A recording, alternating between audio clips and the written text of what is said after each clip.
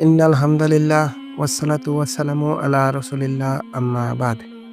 হিন্দু ও মুসলিমের এ সংঘাত অবশ্যই হবে। যতই তথাকথিত সাম্প্রদায়িক সম্প্রীতির স্লোগান দিন না কেন, ইসকন নিষিদ্ধ হোক বা না হোক, মুমিন এবং মুশরিকদের মাঝে চূড়ান্ত লড়াই অবশ্যই হবে এবং এই লড়াই আসন্ন। ইসকন একা নয়, প্রতিটি হিন্দুই উগ্র।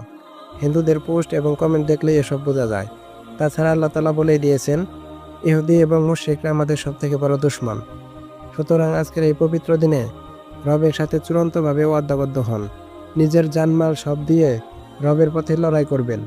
অনলাইন এবং অফলাইনে প্রকৃত তাওহীদের দাওয়াত ছড়িয়ে দিবেন।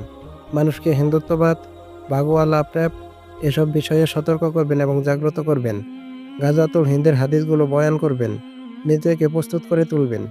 ইনশাল্লাহ আমরা আমাদের শেষ রক্তবিন্দু দিয়ে গোমাতা সন্তানদের সঙ্গে লড়াই চালিয়ে যাব।